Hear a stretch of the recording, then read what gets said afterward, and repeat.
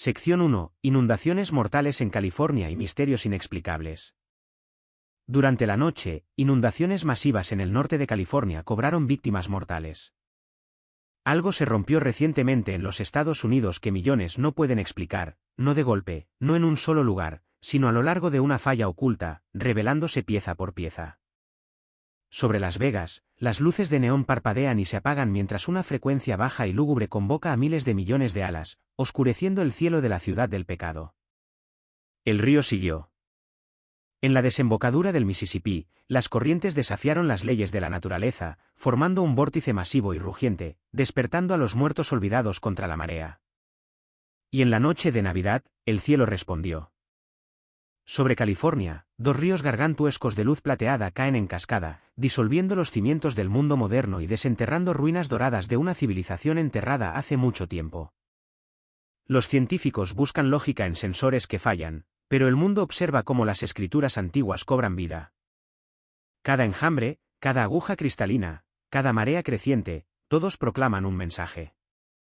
¿Son estas anomalías aleatorias, o las primeras contracciones antes del regreso del rey? Permanezcan con nosotros.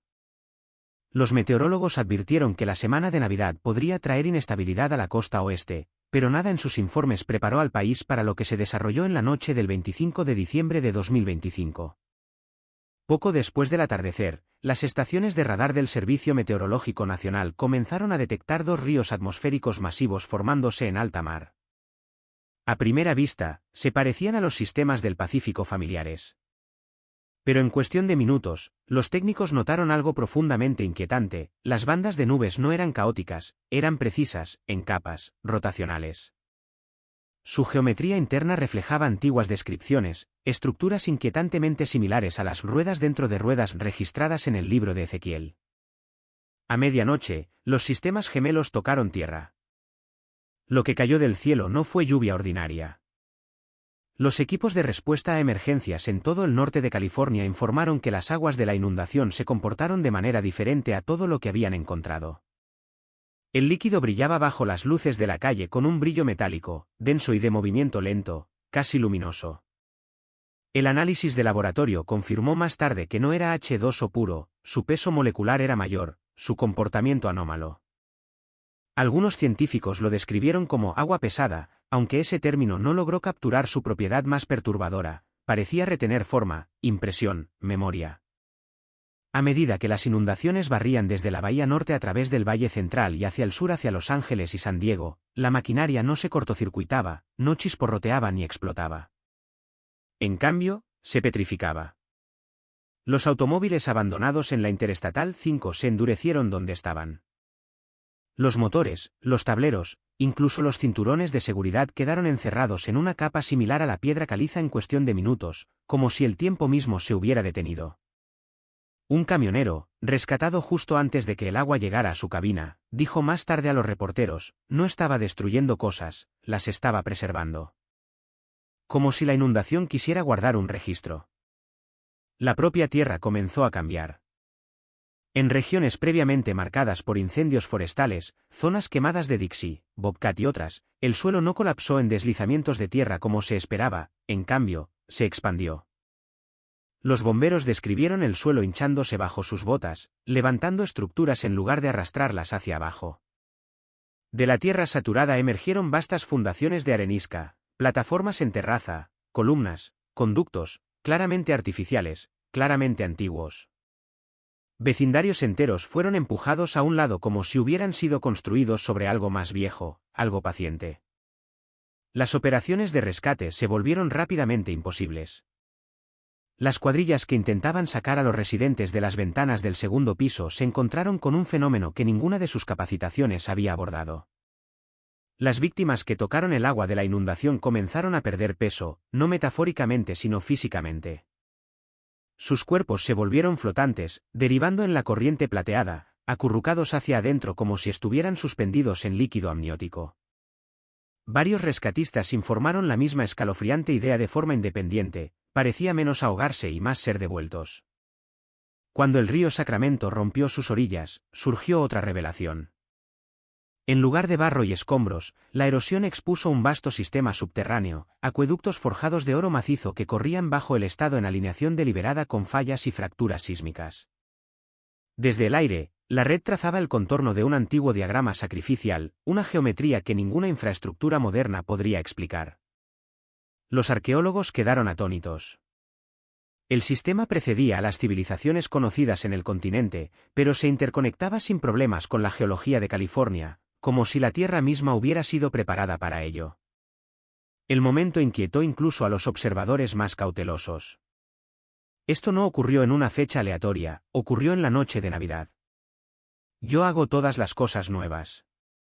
En la teología cristiana, el bautismo por agua significa renacimiento. El bautismo por agua y espíritu significa transformación. Pero esto no fue ni gentil ni voluntario. Fue inmersión a escala, una limpieza forzada, un renacimiento sin consentimiento. La inundación no discriminó entre riqueza y pobreza, creyente y escéptico. Pero sí golpeó símbolos con precisión. Corredores financieros en el área de la bahía, bastiones del entretenimiento en Los Ángeles, templos modernos cayeron en silencio mientras que los antiguos emergieron. Algunos pastores lo llamaron juicio. Algunos científicos lo llamaron una fase desconocida de la física climática. Otros se negaron a nombrarlo en absoluto. Sin embargo, muchos recurrieron en silencio a las Escrituras. En Romanos, el apóstol Pablo escribe sobre la creación gimiendo, esforzándose bajo un peso impuesto por la humanidad.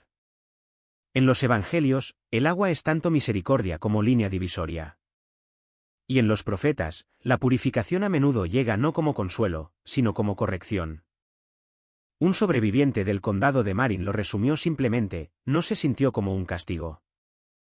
Se sintió como ser interrumpido. Así que la pregunta queda abierta: ¿fue esta una anomalía meteorológica sin precedentes, una develación geológica esperada desde hace mucho tiempo, o el movimiento inicial de algo mucho más grande? Un ajuste de cuentas que no grita, sino que lava, revela y recuerda. No estamos cerrando el libro, lo mantenemos abierto. Porque si la Tierra misma ha comenzado a testificar, entonces lo que siga puede no llegar con fuego o trueno, sino con silencio, claridad y la lenta eliminación de todo lo construido sobre cimientos equivocados. Observen cuidadosamente. Algo ya se ha puesto en movimiento. Sección 2. Las Vegas y el misterio del enjambre. Las Vegas siempre ha sabido cómo fabricar espectáculo, luz, sonido, movimiento.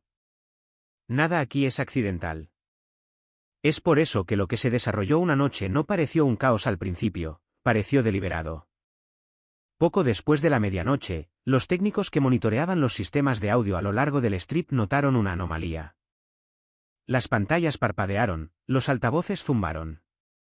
Luego, sin previo aviso, todas las principales fachadas LED, sistemas de sonido de casino y arreglos de altavoces exteriores comenzaron a emitir la misma señal, un tono de baja frecuencia por debajo del umbral de audición normal. La mayoría de la gente no lo registró conscientemente, lo sintieron en su lugar. Una presión en el pecho, una vibración en la mandíbula, una sutil inquietud que se extendió entre la multitud. En cuestión de minutos, el desierto respondió. Las cámaras de seguridad lo capturaron por primera vez en el borde de la ciudad, una sombra móvil contra el cielo nocturno. Luego otra, y miles. Lo que siguió desafió la escala. Miles de millones de moscas, atraídas desde kilómetros a través del Mojave, convergieron en Las Vegas en densas columnas en espiral. El aire se espesó. El brillo del neón se atenuó. La ciudad de las luces fue tragada por una nube viva y negra, su superficie ondeando como humo con alas. Los vuelos que intentaban aterrizar tarde fueron abortados de inmediato. El personal del aeropuerto informó que insectos obstruían los motores de los aviones mientras rodaban. Dentro de los casinos, los sistemas de enfriamiento fallaron a medida que las ventilaciones se llenaron instantáneamente. Los servidores se sobrecalentaron. Las máquinas tragamonedas se apagaron. En las calles, la gente comenzó a toser, a ahogarse, a ahuyentar algo de lo que no podían escapar. Los hospitales se vieron abrumados en una hora, las salas de emergencia se llenaron de pacientes que luchaban por respirar. Un paramédico dijo más tarde que al principio no fue pánico, fue incredulidad, como si la ciudad no pudiera aceptar lo que estaba sucediendo. El sonido nunca se detuvo. Los testigos describieron el latido colectivo de las alas como algo más que ruido. Tenía ritmo, capas, un zumbido pulsante que subía y bajaba como si el propio enjambre siguiera una partitura. Un ingeniero de audio que intentó aislar la frecuencia dijo que se parecía a un bucle de retroalimentación subarmónica, algo que no debería existir fuera de entornos controlados. Sin embargo, estaba aquí, en toda la ciudad, ininterrumpido. Al amanecer, secciones de Las Vegas estaban en silencio, no pacíficas, sino vacías. Los funcionarios buscaron explicaciones: desequilibrio ambiental, atrayentes químicos, eventos raros de reproducción en el desierto amplificados por el calor. Otros señalaron la propia infraestructura de la ciudad, una red de luces y sonidos sincronizados que transmitían involuntariamente una llamada que nadie pretendía enviar. Sin embargo, muchos recurrieron a otros lugares en busca de lenguaje. En las Escrituras, las moscas nunca son neutrales. En Éxodo, llegan como juicio, invadiendo hogares, tierra y aliento. Y Belcebú, el señor de las moscas, no representa simplemente el mal, sino la decadencia oculta bajo el exceso, la podredumbre bajo el pulido, la corrupción vestida de celebración. Un trabajador de casino que sobrevivió encerrándose en un almacén dijo algo inquietantemente tranquilo: Vegas se alimenta del azar, de la suerte, de creer que nada realmente importa mañana. Esa noche, sentí que se venció la cuenta. Sin embargo, no todos lo llamaron divino. Algunos vieron una advertencia de la naturaleza llevada demasiado lejos. Otros, un error tecnológico, sistemas humanos que invocaban accidentalmente fuerzas para las que nunca fueron diseñados para controlar. Y algunos se negaron por completo a la interpretación, eligiendo solo recordar la imagen: una ciudad construida sobre la brillantez, abatida por algo pequeño, antiguo e imposible de apostar. La Biblia permanece abierta, pero también lo hace la pregunta: ¿fue esta una plaga, una consecuencia o un espejo reflejado en un lugar donde se adora el exceso y se ignora cortésmente la decadencia? Cuando el enjambre finalmente se dispersó, el strip estaba cubierto de negro. Las luces regresaron lentamente. La música se reanudó. Pero muchos residentes dicen que algo esencial nunca lo hizo. Un croupier de toda la vida lo expresó así: puedes lavar las calles. Puedes reiniciar los sistemas, pero no puedes dejar de oír ese sonido. Si las señales están destinadas a interrumpir en lugar de explicar, entonces Las Vegas ha sido interrumpida. Y si este fue solo un movimiento en una sinfonía más grande, entonces el silencio que sigue puede ser aún más revelador. Manténganse alerta. Lo que venga después puede no anunciarse con ruido en absoluto. Sección 3. La ciudad de sal y el espejo de la perfección. Lo que comenzó como una sequía prolongada en el norte de Utah se discutió primero en términos prácticos: líneas de costa menguantes, lecho de lago expuesto, riesgo ecológico. Pero a medida que las aguas del Gran Lago Salado continuaron retrocediendo, quedó claro que se estaba descubriendo algo mucho más antiguo y mucho más preocupante. Las imágenes satelitales capturaron por primera vez los contornos. En el borde sur del lago, donde los niveles de agua habían caído a mínimos históricos, formas geométricas pálidas emergieron de la costra blanca. Al principio, los investigadores asumieron formaciones minerales o restos industriales abandonados. Pero a medida que avanzaron los estudios terrestres, las formas se resolvieron en calles, muros, arcos, toda una ciudad construida no de piedra o concreto, sino de sal, blanca brillante, inusualmente intacta por la erosión. Quienes se acercaron describieron una quietud abrumadora. El sonido parecía apagarse. Los pasos se suavizaron. El aire mismo llevaba un ligero aroma cristalino, agudo y limpio, casi antiséptico. Ningún pájaro cruzó el área. Ningún insecto permaneció. Se sintió preservado, sellado fuera del tiempo. Luego vinieron los espejos. Los visitantes que entraron en la ciudad informaron haber visto figuras delante de ellos, personas paradas justo detrás de la próxima columna o doblando una esquina fuera de la vista. Cuando se acercaron, la realización los golpeó con escalofriante claridad: se estaban mirando a sí mismos, no reflejos, sino dobles perfectos. Más sanos, más jóvenes, tranquilos, rostros libres de fatiga, arrepentimiento o edad. Se parecían a mí, dijo un visitante más tarde, pero no había nada detrás de sus ojos. Lo que siguió no fue pánico, sino anhelo. Miles regresaron día tras día, atraídos por una promesa tácita. Algunos dejaron sus trabajos. Algunos abandonaron a sus familias. Muchos entraron solos a la ciudad de Sal y nunca regresaron.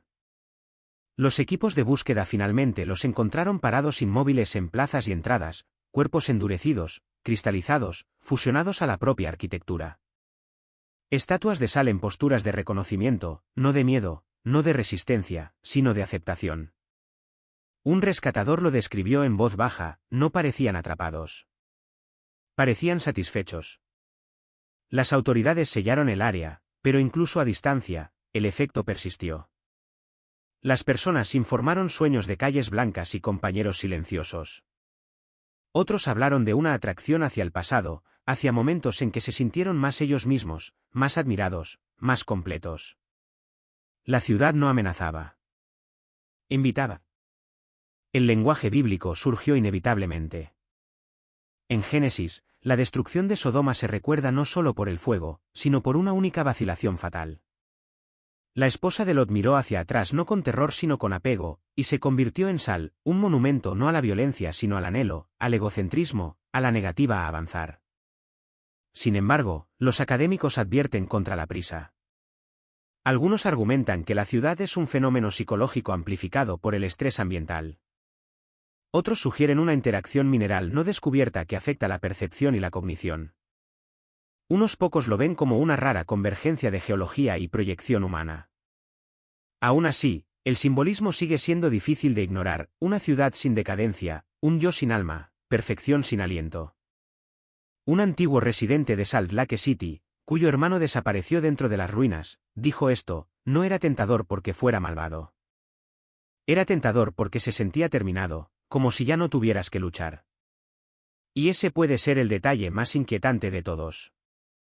La ciudad de Sal no persigue. No acusa. No destruye. Espera. Si esto es juicio, advertencia o espejo sigue sin resolverse. Las escrituras permanecen abiertas.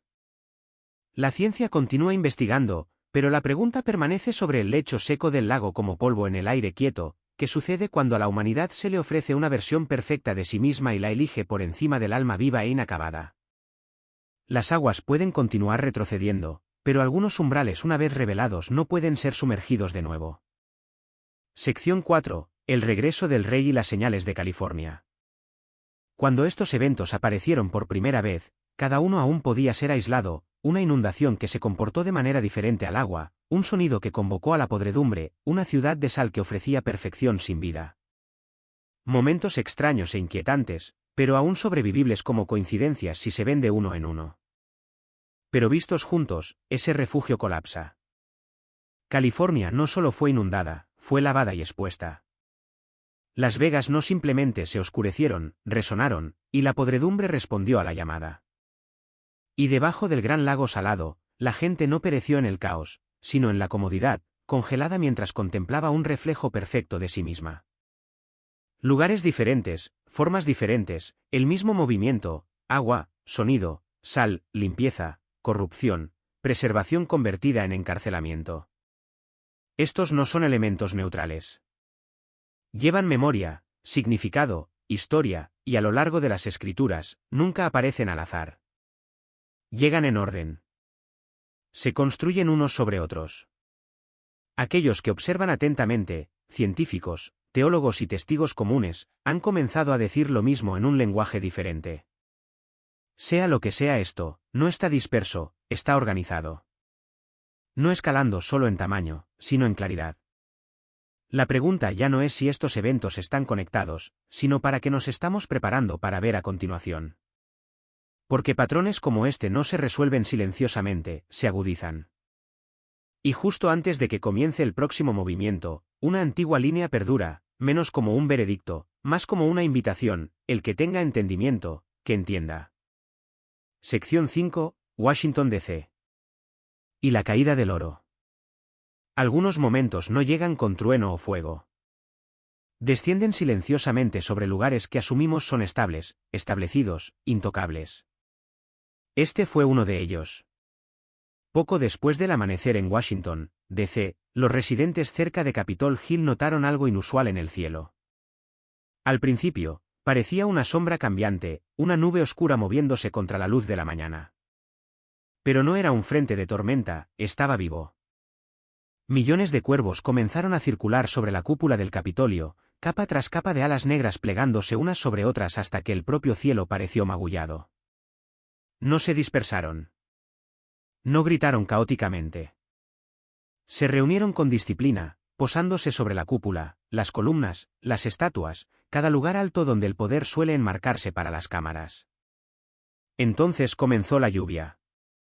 No excrementos, no plumas, sino monedas. Piezas de oro pesadas y antiguas cayeron de los picos de los pájaros, resonando contra los escalones de mármol y los tejados de piedra. Cada moneda llevaba la misma marca inquietante, una calavera grabada profundamente en el metal, desgastada como si hubiera pasado por innumerables manos antes de este momento. El sonido resonó por el National Mall, no el sonido de la riqueza, sino el del peso. Los tejados colapsaron bajo el impacto.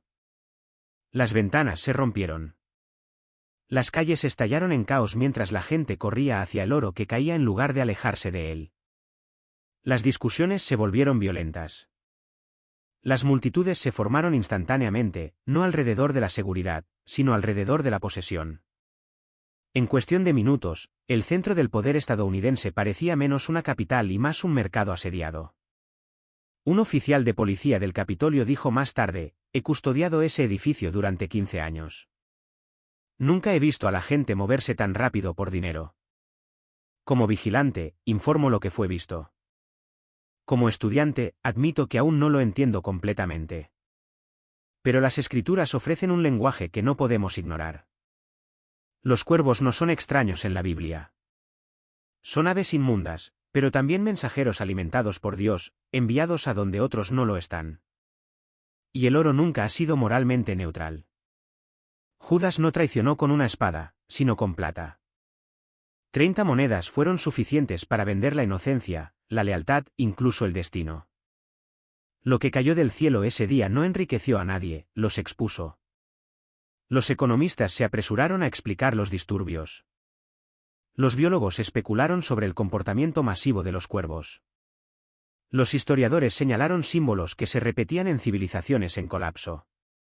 Y los teólogos hablaron con cuidado, algunos a regañadientes. Un conserje que trabajaba en un edificio federal cercano dijo algo que ha permanecido conmigo: las monedas no hicieron codiciosas a las personas. Simplemente dieron permiso.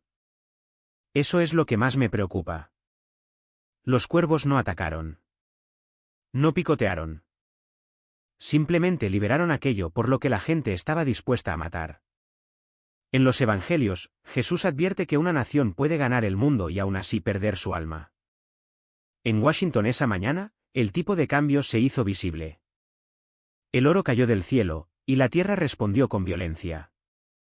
¿Fue esta una advertencia divina, una fractura de estrés psicológico en una sociedad dividida, o una señal escrita en símbolos más antiguos que cualquier gobierno? No pretendo saberlo. Pero como alguien que vigila desde la muralla, es mi deber decir esto: cuando la riqueza cae del cielo y la gente se pisotea para reclamarla, el peligro ya no es externo. Los cuervos finalmente se levantaron. El cielo se despejó. Las monedas fueron incautadas, catalogadas, guardadas bajo llave. Sin embargo, algo permanece inquieto. Porque si una nación puede ser probada sin fuego, si puede ser pesada usando nada más que oro, entonces la próxima señal puede no venir con ruido en absoluto. Así que sigo vigilando y sigo escuchando, no para condenar, sino para discernir qué tipo de precio estamos dispuestos a pagar todavía.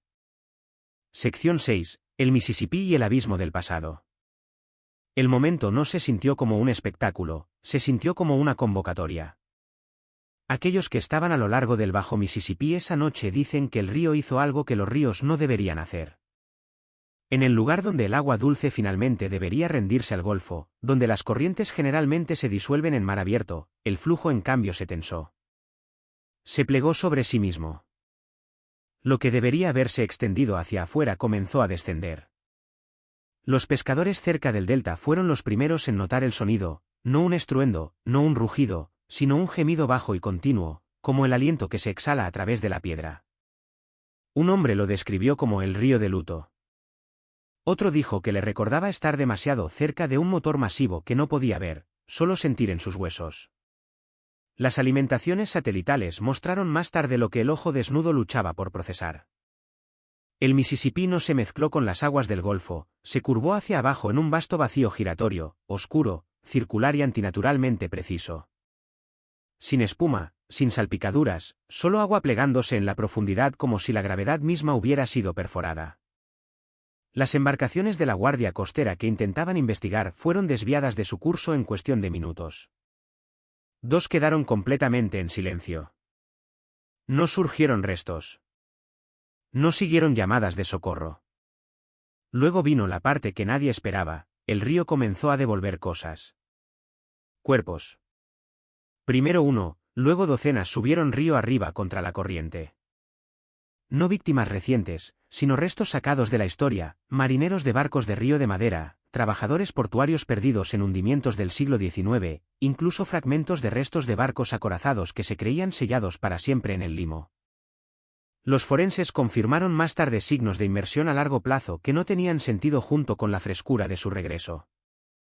El propio tiempo parecía confundido. Un paramédico de la parroquia de Plaquemines, visiblemente alterado, dijo esto: sentí como si el río estuviera aclarando su garganta, como si hubiera estado reteniendo algo allí abajo y hubiera decidido que era hora de hablar. Los analistas argumentan sobre física, corrientes inestables, hundimiento geológico raro. Pero esas explicaciones se vuelven silenciosas cuando se enfrentan al patrón: barcos arrastrados hacia abajo, el pasado empujado hacia arriba, el presente atrapado temblando entre ambos. Las escrituras tienen una palabra para ese lugar: el abismo. En Apocalipsis, no es meramente un pozo, sino un espacio de contención, una profundidad que restringe hasta que se elimina la restricción. Digo esto con cuidado, no como alguien que afirma certeza, sino como alguien encargado de vigilar el horizonte. Los ríos en la imaginación bíblica son el tiempo mismo, fluyendo hacia adelante, trayendo consecuencias. ¿Qué sucede cuando el tiempo invierte su rendimiento? ¿Cuando las deudas largamente enterradas insisten en ser cobradas? Algunos que escuchan esto lo llamarán simbolismo. Otros lo llamarán juicio. Yo lo llamo una pregunta que el Mississippi hace en nombre de una nación construida sobre el comercio, la conquista y el olvido. Lo que empujamos río abajo no desaparece, espera. Sigo siendo un estudiante antes de ser un heraldo. Escucho tanto como advierto. Pero si el río puede abrirse como una boca, si lo profundo puede responder, entonces quizás la postura más peligrosa ahora es la certeza. La más sabia es la preparación. Porque cuando el abismo se agita, nunca se trata solo del agua. Sección 7. Hollywood y la trampa de la nostalgia. Lo que se desarrolló en Hollywood no llegó con fuego ni ruido, llegó con luz. Mientras la ciudad aún recuperaba el aliento de semanas de interrupción nacional, mientras los analistas debatían tormentas, sistemas y probabilidades, algo más silencioso y mucho más íntimo se apoderó de Hollywood Boulevard. Comenzó justo después del atardecer. Los letreros de neón parpadearon como siempre. Las enormes vallas publicitarias LED se reiniciaron como siempre, pero en lugar de avances, eslóganes y rostros a la venta, las pantallas cambiaron su lenguaje por completo. Comenzaron a mostrar recuerdos. No imágenes genéricas, no metraje de archivo, sino momentos que pertenecían inequívocamente a las personas que estaban debajo de ellas. Una mujer se detuvo en medio paso cuando la pantalla sobre ella mostraba a su difunto padre riendo en una mesa de cocina que no había visto en 20 años. Un hombre dejó caer su teléfono al verse a sí mismo a los 17 años, corriendo por una playa con amigos que nunca llegaron a la edad adulta. Parejas se pararon llorando mientras se reproducían los días de boda. Niños miraban hacia arriba, confundidos y radiantes, viendo momentos de los que eran demasiado jóvenes para recordar, pero de alguna manera sabían que eran suyos. El bulevar se llenó, no de gritos, sino de quietud. Los testigos dicen que la ciudad dejó de moverse. El tráfico se detuvo. Las sirenas se desvanecieron hasta volverse irrelevantes. Millones de personas estaban hombro, con los ojos levantados, los rostros brillando no por las pantallas sino por el reconocimiento. Hollywood siempre había prometido sueños, esa noche entregó la memoria misma. Y la memoria, resulta, es intoxicante. Pasaron horas, luego una noche completa. Los servicios de emergencia comenzaron a responder a informes que no tenían sentido, personas negándose a irse, personas incapaces de apartar la vista. No violentos, no en pánico, sonriendo, riendo suavemente. Un médico de la calle describió arrodillarse junto a un hombre que se había desmayado por deshidratación. Estaba sonriendo, dijo, apenas consciente, pero en paz. No dejaba de decir, solo una escena más. Solo una escena más. Por la mañana, el costo se volvió innegable. Cuerpos debilitados mientras las mentes permanecían en otro lugar. Las personas olvidaron el hambre, olvidaron la sed, olvidaron el tiempo. El bulevar se convirtió en un corredor de alegría, convirtiéndose lentamente en un lugar donde la risa perduraba incluso cuando la vida se desvanecía. Hollywood, la ciudad de la ilusión, se había convertido en un cementerio de rostros sonrientes. Las autoridades cortaron la energía bloque por bloque. Las pantallas se apagaron. Cuando lo hicieron, finalmente hubo gritos, no de miedo, sino de pérdida. La gente sollozó como si sus seres queridos hubieran muerto de nuevo. Algunos colapsaron por completo. Otros miraron fijamente el vidrio negro, rogándole que regresara. Hablo aquí con cuidado, como un observador, sí, pero también como un aprendiz. Las escrituras advierten sin gritar. Le dicen a la esposa de Lot, no condenada por maldad, sino por mirar hacia atrás, por dejar que el anhelo superara la obediencia, por elegir la belleza de lo que fue sobre la promesa de lo que estaba por venir. La nostalgia no es maldad.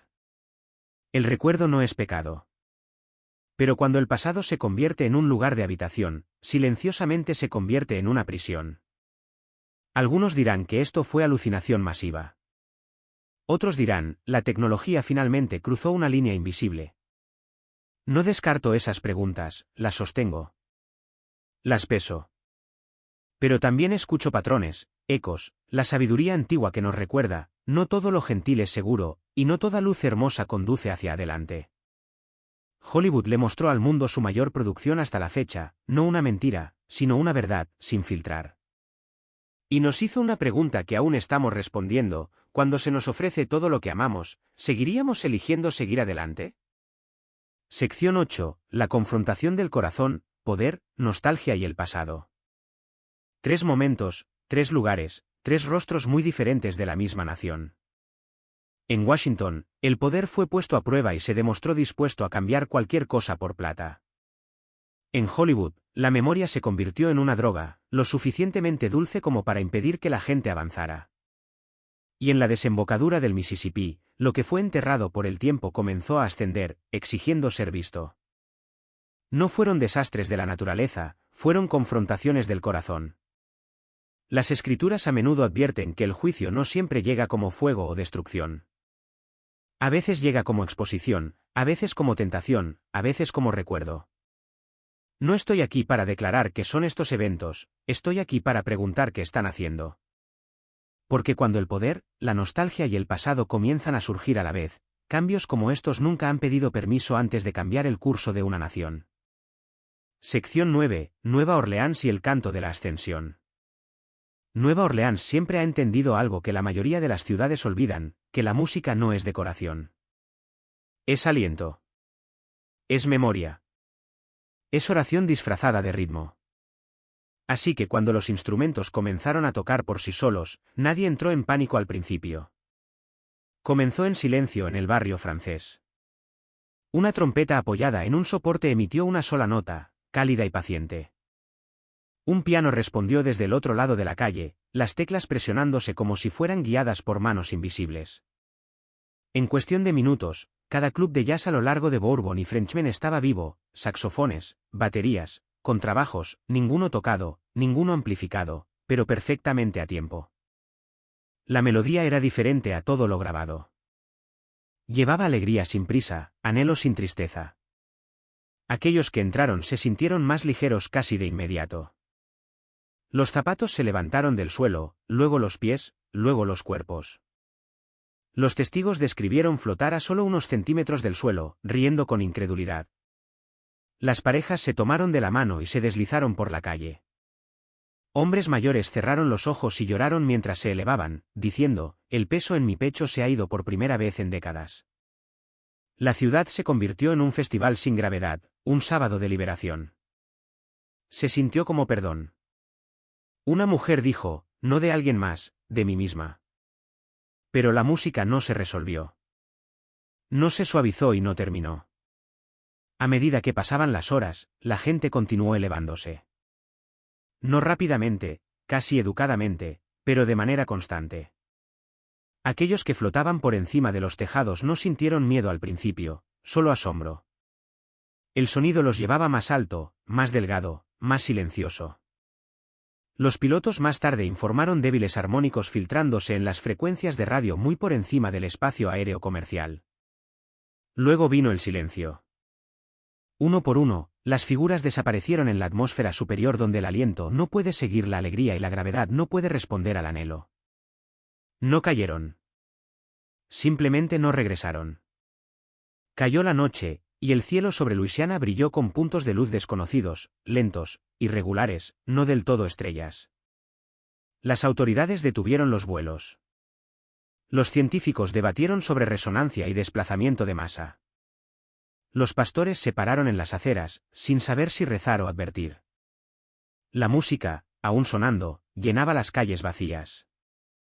Aquellos familiarizados con las escrituras recordaron una imagen más antigua, no destrucción, no fuego, sino una trompeta, un llamado tan hermoso que podría confundirse con permiso. El sonido que reúne pero también separa. Elevación sin anclaje, ascenso sin preparación. Algunos lo llamaron misericordia, otros tentación. Pero casi todos estuvieron de acuerdo en esto, se sintió intencional. Y es aquí donde la historia cambia. Porque este momento, esta ciudad ingrávida, esta canción inacabada, no cierra la cuenta. Señala una pausa, un umbral, un reconocimiento de que las señales ya no se limitan al clima, al suelo o al cielo, sino que ahora resuenan junto con las decisiones que se toman en salas de juntas, cámaras y titulares. Mientras Nueva Orleans flotaba, la nación de abajo no lo hizo. Las decisiones federales congelaron vastos corredores de investigación médica, poniendo decenas de miles de millones de dólares y tratamientos futuros incalculables en suspensión. Las inversiones en inteligencia artificial prometieron eficiencia y crecimiento, incluso cuando las reducciones de fuerza laboral y las presiones arancelarias amenazaban con vaciar la estabilidad misma de la que dependen esas herramientas. La aplicación de la inmigración se endureció, trazando líneas claras no solo en las fronteras sino dentro de las comunidades. Las tensiones internacionales aumentaron a medida que las incautaciones y las sanciones se extendieron, regresando a casa como inquietud pública. Ninguno de estos desarrollos llegó con música, pero llegaron con consecuencias. Ese es el patrón que ahora emerge, momentos de belleza extraña, momentos de pérdida repentina, espectáculo espiritual emparejado con realidad administrativa. Una nación que levanta la mirada mientras sus cimientos se mueven silenciosamente debajo de ella. Así que esto quede claro. Lo que sucedió en Nueva Orleans no es el final del viaje de este vídeo, pero es la cadencia de cierre. La última nota sostenida antes del silencio. No porque la canción haya terminado, sino porque el próximo movimiento requiere escuchar de manera diferente. Los ángeles, si es que fueron ellos, no gritaron. Y quizás esa sea la advertencia de que un pueblo puede elevarse solo con el sentimiento. Que la alegría sin anclaje puede convertirse en distancia. Que una nación puede ser elevada y aún así a la deriva. No estamos anunciando una conclusión, estamos marcando una medida. Porque la historia que se desarrolla en toda América ya no se trata de señales aisladas. Se trata de la alineación entre el cielo y la política, entre la maravilla y la consecuencia, entre lo que se siente ligero y lo que aún debe ser llevado. La música no ha cesado en todas partes. Pero la Tierra pregunta, ¿quién todavía recuerda cómo pararse? Presten atención. El próximo sonido no será tan gentil. Sección 10, el Medio Oeste y el sudario blanco.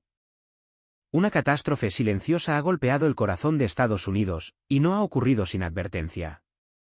Mientras las ondas de radio del país arden con imágenes de agentes federales rodeando a inmigrantes indocumentados, titulares que gritan sobre enfrentamientos políticos y drama humano, una sombra mucho más grave ha descendido sobre el corazón del país. Una cubierta espesa e implacable como el velo del juicio antiguo ha asfixiado el Medio Oeste, desde las Decoutes hasta Ohio, enterrando ciudades y tierras de cultivo en un silencio más profundo que cualquier tormenta en la memoria viva. Esto no es una simple rareza climática, hermanos y hermanas. Es un profundo lamento envuelto en blanco, un sudario trágico sobre las olas doradas congeladas, susurrando ecos del llamado de Isaías a la pureza en medio de la calamidad, donde los pecados escarlatas como la sangre podrían volverse blancos como la nieve, si escuchamos la hora. En este silencio, la historia gira en profecías largamente anunciadas, instándonos a mirar más allá del espectáculo a la mano soberana que obra. Si estas palabras remueven algo profundo dentro de ti, si sientes que este momento tiene más peso que los titulares y los informes meteorológicos, entonces quédate con nosotros un poco más. Comparte este mensaje. Presta tu voz en los comentarios y mantente conectado, para que lo que se está desarrollando ante nosotros no sea simplemente observado sino verdaderamente sopesado, corazón con corazón, verdad con verdad. La soberanía absoluta de Dios se extiende a todas las cosas. Las Escrituras testifican que estos eventos no son aleatorios ni están fuera de su control. Dios decreta todas las cosas, incluidas las calamidades. Nada sucede fuera de su decreto soberano. Sin embargo, mientras Dios decreta y gobierna todas las cosas, Él permanece perfectamente santo e inmaculado por el pecado. Venid, ved las obras de Jehová, que ha puesto desolaciones en la tierra. Salmo 46, 8. Desde el devastador terremoto hasta el fuego devorador, desde el tsunami devastador hasta la plaga mortal, desde la erupción volcánica hasta el huracán destructivo, la Biblia enseña claramente que todos lo que llamamos desastres naturales caen bajo el decreto soberano del Dios Todopoderoso. Él gobierna toda su creación según su voluntad decretada, sin embargo, permanece inmaculado por el pecado, ejecutando sus propósitos soberanos con justicia, sabiduría y rectitud. Él mueve las montañas sin que ellas lo sepan, y las subvierte en su furor. Él sacude la tierra de su lugar, y hace temblar sus columnas. Job 9, 5-6. Él envía la nieve, como lana, esparce la escarcha como ceniza. Salmo 147, 16. El viento y el tiempo obedecen su mandato. Salmo 148, 8. Y esto está sucediendo ahora mismo en el medio oeste de Estados Unidos. Durante generaciones, esta tierra fue descrita como estable, temerosa de Dios, construida sobre el orden, el trabajo y la reverencia por lo invisible pero profundamente arraigado. Las iglesias se erigían en las encrucijadas. Las familias marcaban el tiempo por las estaciones, no por los titulares. Había límites, antes líneas morales que no se cruzaban a la ligera, advertencias que no se descartaban fácilmente. Pero lenta, casi imperceptiblemente, las viejas precauciones fueron tratadas como reliquias. Aquello que las generaciones anteriores temblaban, aprendimos a explicarlo. Lo que la Escritura llamó una vez sagrado, lo reclasificamos como simbólico, obsoleto o inconveniente. Nos dijimos que el tiempo había debilitado la fuerza de las palabras de Dios, que siglos de silencio significaban que la amenaza había expirado. No lo había hecho. En los días de los profetas, Jericó yacía en ruinas bajo un juicio pronunciado. Ningún muro se erigió por accidente. Ninguna piedra cayó sin sentido. Cuando un hombre finalmente se atrevió a reconstruir lo que Dios había marcado, pagó un precio escrito mucho antes de que sus manos tocaran el suelo. La pérdida no vino como trueno del cielo, sino como dolor en su propio hogar, medido, preciso, devastador. Las Escrituras nos cuentan esto, no para satisfacer la curiosidad, sino para enseñarnos cómo obra Dios. Sus advertencias no se pudren con la edad, esperan. Y ahora, aquí en nuestro propio tiempo, en un lugar que alguna vez se sintió a salvo de la distancia del juicio, ha sucedido algo que ha destrozado familias, aturdido comunidades y dejado un silencio más pesado que el ruido. Esto no fue simplemente un accidente de circunstancias. Tiene peso. Tiene advertencia. Exige discernimiento. Hablo con cuidado aquí, no para explotar el dolor y no para asignar culpas donde solo Dios puede ver con claridad, sino para decir que esta tragedia a veces es más que una tragedia. A veces es un espejo. A veces es una trompeta. Vivimos en una era rica en explicaciones y pobre en arrepentimiento. Confiamos más en los datos que en la sabiduría, en el progreso más que en la obediencia. Somos rápidos para negar la pecaminosidad del hombre, reacios a hablar de sacrificio, incómodos con el juicio y pacientes con la idea de que Dios todavía interviene en la historia. Sin embargo, el Dios que habló entonces no ha enmudecido ahora.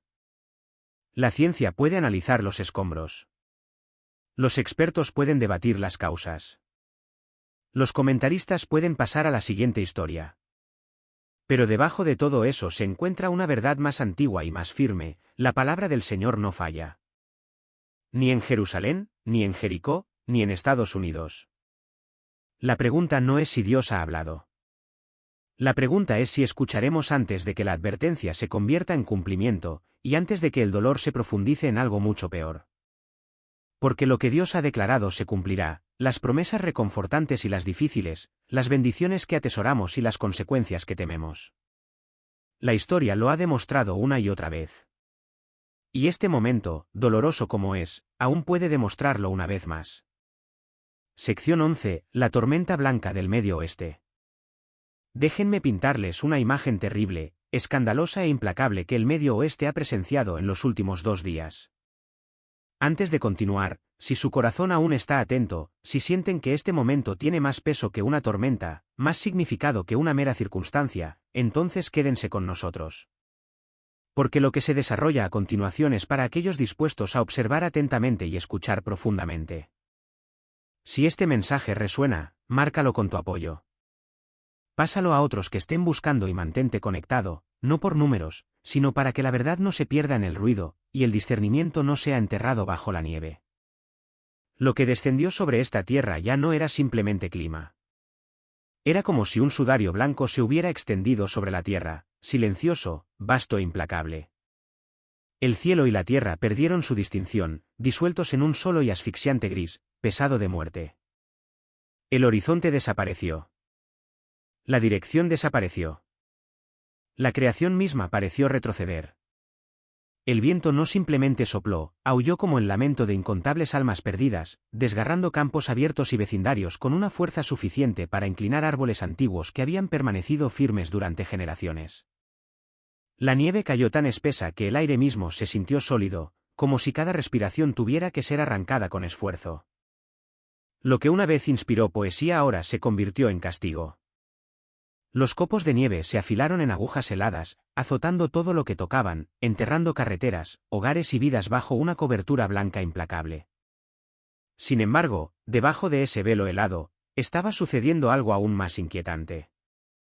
Cayó lluvia fría, fuera de temporada, fuera de lugar, cortando la nevada como un segundo decreto superpuesto al primero. En partes de Minnesota, se formó hielo donde debería haber nieve, sellando el suelo bajo una costra de vidrio, convirtiendo las carreteras en trampas y los campos en espejos de inestabilidad. Era como si la tierra ya no pudiera decidir si ser enterrada o ahogada. Las escrituras nos dicen, Él dice a la nieve, cae sobre la tierra, Job 37, 6. Y en otro lugar, Él derrama la lluvia sobre la tierra, Job 36, 27. A menudo leemos estas palabras suavemente, olvidando la autoridad detrás de ellas. Esta nieve no se deslizó. Esta lluvia no refrescó. Ambas obedecieron. El frío no se contentaba con reposar en la piel, invadió. Cortó hacia adentro como una cuchilla invisible, congelando el aliento en el momento en que salía de los pulmones, apoderándose de los músculos, robando la fuerza y convirtiendo el pánico en parálisis. En esa oscuridad blanca y plateada, nieve arriba, hielo abajo, el tiempo mismo pareció detenerse. Los minutos se estiraron, las horas perdieron su significado. La soledad se asentó como un peso que ningún refugio podía soportar por completo. Hogares que una vez brillaron con calidez y risas fueron tragados enteros. Solo las chimeneas ennegrecidas perforaban la nieve y el hielo, como lápidas en un cementerio congelado. Las luces parpadearon, luego fallaron. La energía enmudeció. Las voces desaparecieron. Afuera, los gritos de ayuda fueron destrozados por el viento aullante. Mientras la lluvia glaseaba cada superficie, puertas de techo, caminos de techo, escapes de techo, la esperanza misma pareció enterrada, luego encerrada en su lugar bajo capas de nieve y hielo. Un sobreviviente dijo, sentí como si la propia tierra se hubiera vuelto contra nosotros. Otro susurró, El silencio después fue peor que la tormenta. Las escrituras hablan de nuevo. Él da la nieve como lana, esparce la escarcha como ceniza. Punto. Salmo 147, 16. La lana sugiere cobertura. Las cenizas hablan del resultado del juicio. Y la lluvia, fría e implacable, se sintió como un ajuste de cuentas empapando el suelo de un estado ya temblando de malestar, como si el propio cielo estuviera presionando las fracturas de Minnesota, exponiendo cuán frágil se había vuelto el suelo debajo. Porque a medida que los vientos amainaban, y la nieve finalmente aflojaba su agarre, algo inquietante permanecía, no solo destrucción, sino malestar. Una sensación de que lo que había pasado por el medio oeste no se había agotado cuando las nubes se movieron. Las carreteras pueden reabrirse. La energía puede regresar, pero la perturbación más profunda persiste. Porque tormentas como esta hacen más que dañar estructuras. Exponen cimientos. Revelan cuán rápido colapsa la certeza, cuán delgada es la línea entre el orden y el caos, cuán frágil ha sido siempre la ilusión de control. Las escrituras nos recuerdan, cuando la tierra y toda su gente tiemblan, soy yo quien sostiene firmes sus pilares. Salmo 75, 3. Esto no fue simplemente una tormenta más fuerte en una temporada más fría. Fue un momento de develación, una pausa forzada sobre una tierra ya cargada de tensión, una advertencia envuelta no solo en blancura, sino en hielo y lluvia, una pregunta presionada en la conciencia de un pueblo. ¿Qué sucede cuando la creación misma testifica, capa tras capa, que todavía responde a un comando superior? Y quizás el verdadero significado de este sudario blanco no se encuentra en la ferocidad con la que llegó, sino en lo que ahora nos exige mucho después de que la nieve haya dejado de caer y el hielo comience a derretirse. Sección 12. El remanente y la obediencia de la creación. Déjenme mostrarles lo que sucedió a continuación. Porque la palabra que envió la nieve no había terminado de hablar. Debajo del sudario blanco, mientras las carreteras desaparecían y las sirenas enmudecían, algo más silencioso perduró. En pueblos aislados del mundo, los viejos sótanos de las iglesias abrieron sus puertas, no como refugios anunciados en pantallas, sino como refugios recordados por instinto. Los generadores tosieron y cobraron vida. Se encendieron velas. Extraños se sentaron hombro con hombro, envueltos en abrigos prestados, compartiendo un calor que la electricidad no podía proporcionar. Un pastor de un condado rural testificó más tarde, no teníamos un plan para esto, solo las escrituras, y de alguna manera fue suficiente. En una casa, un padre leyó en voz alta el Salmo 91 a la luz de una linterna mientras el viento sacudía las paredes. El que habita al abrigo del Altísimo morará a la sombra del Omnipotente. Afuera, la tormenta rugía. Adentro, el miedo perdió su agarre. Así es como Dios siempre ha obrado. Cuando el juicio pasa por la tierra, Él preserva un pueblo dentro de ella. No los más ruidosos, no los más poderosos, sino los fieles. Porque me he reservado 7,000 que no han doblado la rodilla, un Reyes 7:18, declaró una vez el Señor. El remanente nunca es grande, pero nunca está ausente. Y en el medio oeste, durante las horas más oscuras de la tormenta, ese remanente seguía rezando, seguía sirviendo, seguía de pie. La nieve puso a prueba las estructuras, la fe puso a prueba los corazones, y la palabra resultó más fuerte que ambos. A medida que los vientos finalmente comenzaron a debilitarse, surgió otra verdad. Silenciosa, inquietante, innegable. La supervivencia no había sido aleatoria. Las familias que prestaron atención a las advertencias tempranas vivieron. Aquellos que se quedaron quietos, que conservaron el calor, que no se aventuraron cuando se les instó a esperar, se salvaron. Los socorristas hablaron de calles donde cada casa estaba enterrada, pero cada vida interior permaneció. Se cruzaron límites en todas partes excepto donde Dios había establecido silenciosamente los suyos. Las Escrituras nos recuerdan que la misma voz que desata la tormenta también la restringe. Hasta aquí vendrás y no más allá, declara Dios al mar embravecido, Job 38, 11. La misericordia no es la ausencia de peligro, es la presencia de límites. Un rescatador dijo, esperábamos encontrar cuerpos. En cambio, encontramos gente rezando. Otro sobreviviente susurró, se detuvo cuando no debía. Era como si algo lo hubiera detenido. La tormenta obedeció una orden que no podíamos oír, pero cuyos efectos no podíamos negar. Estados Unidos se ha creído protegido durante mucho tiempo por la fuerza, la escala y los sistemas. Esta tormenta expuso cuán delgadas son esas protecciones. Sin embargo, también reveló algo más antiguo y más resistente. La preservación no proviene solo del poder, sino de la alineación. El Señor es bueno, y una fortaleza en el día de la angustia, y conoce a los que en él se refugian. Nahum 1, 7. La palabra de Dios no falló en la advertencia, y no falló en la preservación. Y entonces, a medida que la nieve retrocedía, comenzó el ajuste de cuentas más profundo. La tierra se descongeló, pero la nación no volvió a la normalidad. La tormenta había interrumpido más que el tráfico y el comercio. Había inquietado a un pueblo ya dividido, ya tenso. Y en ese frágil momento, se produjo otra ruptura. En Minnesota, surgieron acusaciones de una operación masiva de fraude, afirmaciones de que los sistemas destinados a proteger a los vulnerables habían sido explotados. En respuesta, el gobierno federal se movió para rescindir las protecciones de santuario para ciertos refugiados.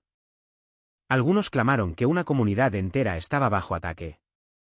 Otros insistieron en que una verificación inadecuada había permitido que el peligro entrara sin control.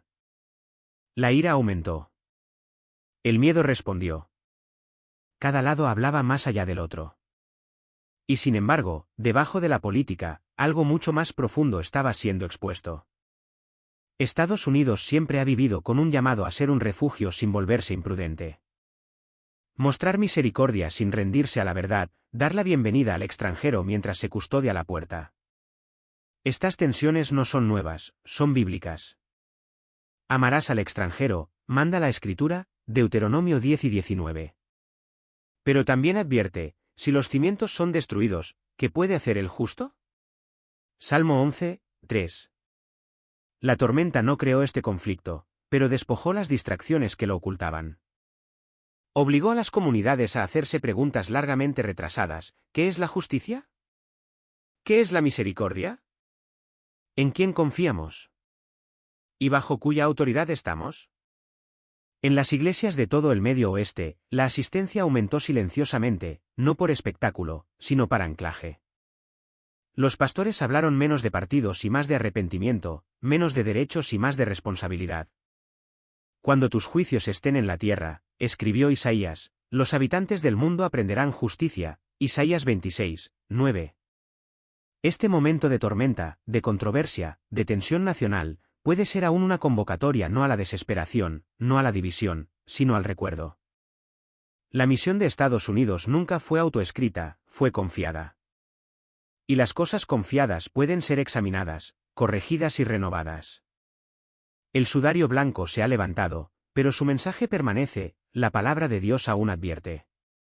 La palabra de Dios aún preserva. La palabra de Dios aún llama a una nación a rendir cuentas. Y la historia testifica de esta verdad inquebrantable: ninguna palabra de Dios puede fallar, ni las difíciles ni las esperanzadoras. A menudo he reflexionado sobre una ilustración de esta verdad tomada de los tiempos del Antiguo Testamento. Cuando Jericó pereció ante los hijos de Israel, Josué declaró de parte de Dios una maldición especial sobre cualquiera que reconstruyera la ciudad. Entonces Josué les impuso este juramento: maldito ante el Señor sea el hombre que se levante y reconstruya esta ciudad, Jericó. Sección 13. El rugido de la costa este y el movimiento silencioso. Mateo 24 hectáreas retumbado por Estados Unidos. No vagamente, no simbólicamente, sino de una manera que sacude la conciencia de una nación ya temblando bajo el peso de sus propias divisiones. Durante años, nuestras ciudades costeras, Nueva York, Boston, Washington D.C., han sido desgarradas por la fractura social, la hostilidad política y el agotamiento moral. Y en este momento, después de una larga temporada de amargura, una cadena de eventos trágicos y consecutivos ha estallado a lo largo de la costa este. Eventos tan precisos, tan aleccionadores, que hacen eco de las advertencias habladas por Jesús mismo: porque habrá gran tribulación, cual no ha habido desde el principio del mundo hasta ahora, ni la habrá. Y si aquellos días no fuesen acortados, ninguna carne sería salva, mas por causa de los escogidos, aquellos días serán acortados. Miles lo han presenciado. Las cámaras lo han capturado. Y decenas de miles de familias, trabajadores, barrios enteros han sido expulsados de sus hogares mientras los cimientos mismos de estas ciudades se doblaban bajo el peso de la calamidad. Y nadie, ningún escéptico, ningún comentarista puede negar lo que se ha desarrollado en las últimas 48 horas. Porque hace solo 2 días, una profecía registrada hace casi 2 milenios salió de las escrituras y caminó por las calles de Estados Unidos. No aproximadamente, no metafóricamente, sino palabra por palabra en su patrón, línea por línea en su severidad. Permítanme decir eso de nuevo lentamente para que el peso se asiente en ustedes. Pero esto es lo que realmente los dejará sin aliento. Esto es lo que hará que su corazón dé un vuelco. Las tragedias no son el núcleo, son la cubierta. Mientras la nación mira edificios derrumbándose, avenidas inundadas y ciudades de rodillas, se están perdiendo por completo lo que se desarrolló en las sombras a esa misma hora. Porque en medio del caos, no reportado, no visto por el público, una fuerza organizada de varios miles de hombres comenzó a moverse a través de las fronteras estatales. Una fuerza que opera las 24 horas del día. Una fuerza equipada con tecnología tan avanzada que rivaliza con la vigilancia de grado militar. Una fuerza cuyo origen ninguna agencia ha admitido todavía, y cuyo propósito ningún funcionario se ha atrevido a explicar. Si este mensaje está removiendo algo profundo dentro de ti, si puedes sentir que ya no estamos leyendo profecía sino viéndola desarrollarse en tiempo real en esta nación, entonces necesito que des un paso crítico, haz clic en suscribirte ahora mismo. No por números, no por ruido, sino porque lo que acaba de suceder en la costa este se conecta directamente con una figura en ascenso en influencia, un número oculto en un registro federal y un acuerdo redactado a puerta cerrada. No puedes permitirte perdértelo. Las advertencias ya han resonado en Estados Unidos a través de desastre tras desastre. Las señales están en movimiento, y juntas apuntan a una conclusión innegable, la cuenta regresiva final ha comenzado. Sección 14. El colapso y la preparación de la máquina. Durante años, Estados Unidos ha sentido la tensión bajo presiones que nadie parecía poder detener. Pero nada, ni siquiera el capítulo más oscuro de la memoria reciente, preparó a la nación para lo que sucedió a continuación. No comenzó con una sirena de advertencia. Ni siquiera comenzó con nubes en el horizonte. Comenzó como una caída de presión silenciosa que se extendía por el Atlántico, tan sutil que la mayoría de la gente no la notó. Sin embargo, cada barómetro a lo largo de la costa registró el mismo cambio inquietante. Luego, sin piedad, los cielos se volvieron violentos. Una supertormenta de magnitud sin precedentes rugió hacia la costa este, golpeando Nueva York, Boston y Washington D.C. Con una furia que los meteorólogos más tarde admitieron que no pertenecía a ninguna tabla.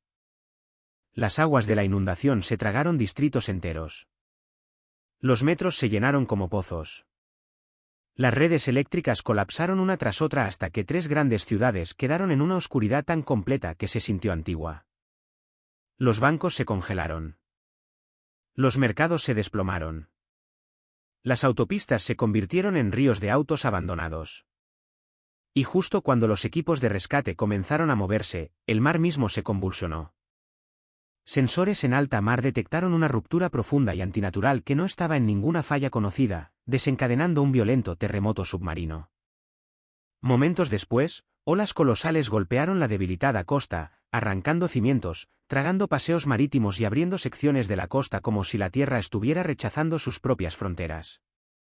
La gente no lo describió como una tormenta, lo describieron como la tierra moviéndose bajo el espíritu del país. Los canales de cable transmitían continuas emisiones de emergencia. Las redes sociales se convirtieron en un campo de batalla de pánico, especulación y miedo crudo. La catástrofe estalló en barrios ya al límite. Y en medio del caos, sucedió algo inesperado. Las iglesias estaban repletas. Personas que no habían rezado en años estaban hombro con hombro, buscando significado, buscando respuestas. Mientras que al mismo tiempo, Internet se ahogó en una marea de doctrinas radicales, profetas autoproclamados y predicadores de conspiración que proclamaban cada interpretación imaginable. Sin embargo, a través de todo el ruido, algo más, algo mucho más perturbador, comenzó a emerger de los informes oficiales. Los meteorólogos hablaron con cautela al principio, gradientes de presión que no coinciden con sistemas naturales. Comportamiento de las mareas inconsistente con modelos gravitacionales. Lecturas sísmicas que no obedecen la lógica tectónica. Todo sonaba científico hasta que se comparaba con los datos brutos. Nada coincidía. Nada se repetía. Nada tenía sentido. Algo había empujado la naturaleza más allá de sus límites naturales. Y para millones de creyentes en Estados Unidos, la sensación era inconfundible. Las advertencias de Jesús en Lucas 21, 25-26 de repente se sintieron escalofriantemente literales, y habrá señales en el sol, en la luna y en las estrellas, y en la tierra angustia de las naciones, confundidas a causa del bramido del mar y de las olas, hombres que mueren de temor y por la expectación de las cosas que sobrevendrán a la tierra, porque las potencias de los cielos serán conmovidas. No poético, no simbólico, sino abgibles reales en tierra, mar y cielo ocurriendo simultáneamente. Luego vinieron los testimonios. Un bombero de Brooklyn dijo: he pasado por huracanes. He visto zonas de desastre. Pero esto fue diferente. Cuando las luces se apagaron, la ciudad no se sintió vacía. Se sintió vigilada. Una madre de Boston lloró mientras contaba a los reporteros: vi gente discutiendo en las calles inundadas, no rezando, no ayudando, gritándole al cielo. Recordé ese pasaje, los hombres que mueren de temor y por la expectación de las cosas que sobrevendrán a la tierra. Y pensé, esto es todo. Cruzamos el umbral. Pero el relato más inquietante provino de un ingeniero naval retirado que había monitoreado datos oceánicos durante décadas. Lo que me aterrorizó no fue la tormenta, dijo. Fue el silencio después, una quietud profunda y antinatural, como si la tierra misma estuviera esperando algo. En mi espíritu, escuché, los cimientos se están moviendo. Este es el comienzo. Y no estaba solo. Porque mientras la nación estaba fijada en calles ahogadas y edificios derrumbados, otro movimiento comenzó silenciosamente en las sombras. Informes, no confirmados pero consistentes, describen una fuerza organizada de varios miles de individuos viajando por la costa este, moviéndose de noche, moviéndose con propósito, utilizando equipos tan modernos, tan precisos que rivalizan con la tecnología militar. Ninguna agencia los ha reclamado. Ningún departamento los ha reconocido. Y sus operaciones continúan día y noche en varios estados. ¿Qué significa? ¿Es esta la línea de apertura de la mayor crisis de Estados Unidos? ¿Es este el temblor antes de la hora señalada? Sección 15. La doble movida, juicio y engaño tecnológico. Según David, la profecía nunca termina en el evento superficial. Y mira la situación actual de los Estados Unidos. Aquí es donde debes afirmar tu corazón. ¿Crees realmente que es una coincidencia que al mismo momento en que las ciudades costeras de Estados Unidos colapsan bajo implacables olas de crisis, otro tipo de maquinaria, silenciosa, clínica, incansable, esté surgiendo en las sombras? Mira de cerca la línea de tiempo. Justo cuando las inundaciones se tragaron las calles de Nueva York, justo cuando Boston y Washington D.C. se ahogaron bajo semanas de cortes de energía, malestar e inestabilidad económica, con un estimado de 70,000 personas expulsadas de sus hogares en una sola noche, en esa misma hora, cientos de miles de trabajadores invisibles de todos los rincones del mundo a través de enormes corporaciones de etiquetado de IA comenzaron a acelerar sus operaciones las 24 horas del día en plataformas de entrenamiento de IA.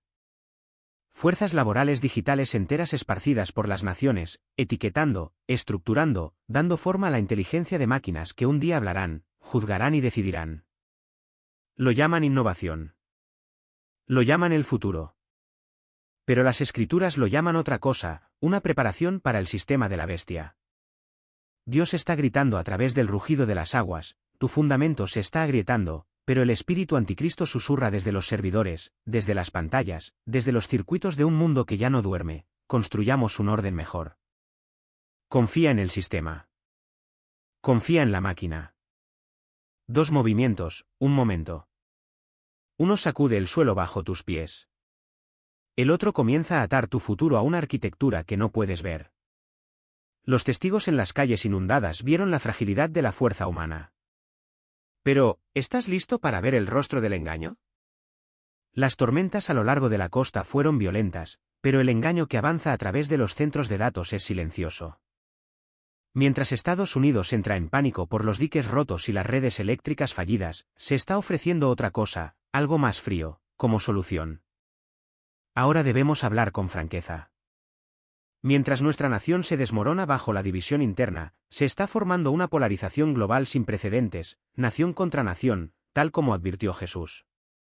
Y en el centro de esta división se encuentra una constante, Estados Unidos y Jerusalén moviéndose en tándem, como si estuvieran atados por un hilo espiritual más antiguo que la propia República. Considérenlo, los acuerdos que Estados Unidos ha intermediado durante décadas. El momento en que el presidente Trump dio la bienvenida a rehenes israelíes a la Casa Blanca. La desafiante decisión del primer ministro Netanyahu de volar a Nueva York, incluso bajo amenaza de arresto, porque la alianza debe mantenerse. Para el mundo, esto es política. Para las Escrituras, esto es alineación. Una nación que se comporta no solo como una superpotencia, sino como una Jerusalén espiritual, un centro simbólico de autoridad para la era que se avecina. Pero esta alineación va más allá de la diplomacia, más allá de la estrategia, más allá de los titulares que Estados Unidos pasa por alto cada mañana.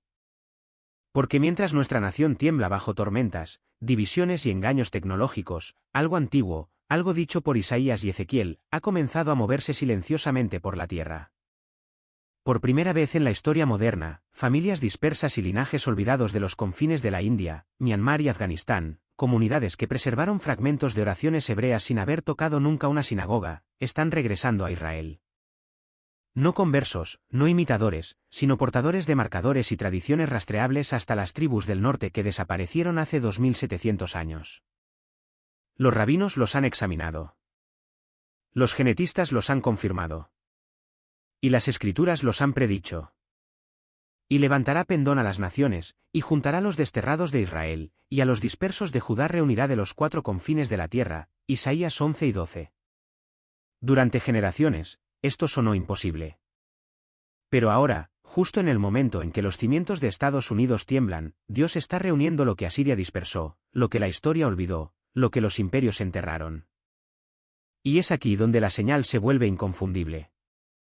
Porque mientras estas tribus regresan del este, otra figura se mueve desde el oeste. Un hombre cuya presencia lleva el peso de una nación y cuyos pasos hacia Nueva York enviaron ondas de choque a través de la política global. Benjamin Netanyahu abordó un avión y entró en la misma ciudad donde fue amenazado de arresto. Inmóvil, inquebrantable, impávido. Para los analistas, esto parecía imprudente. Para los críticos, parecía político. Pero para aquellos que ven a través de la lente de la profecía, parece algo completamente diferente, un pastor regresando para reunir a su rebaño disperso, cumpliendo un patrón tan antiguo como los propios profetas. La llegada de Netanyahu a Nueva York, a pesar de la presión internacional, a pesar de las amenazas legales, refleja una promesa pronunciada mucho antes de que Estados Unidos fuera una nación: los traeré de regreso, y ninguno los hará temer. En la misma hora en que Estados Unidos soporta juicios como Abhibels, en la misma hora en que la tecnología forma el esqueleto del sistema de la bestia, Dios está reuniendo a Israel pieza por pieza, tribu por tribu, remanente por remanente. Y el hombre que está en Nueva York bajo amenaza no es simplemente un primer ministro, es un símbolo, quizás involuntario, quizás inconsciente, de una nación que está siendo llamada a casa antes de que regrese el Mesías.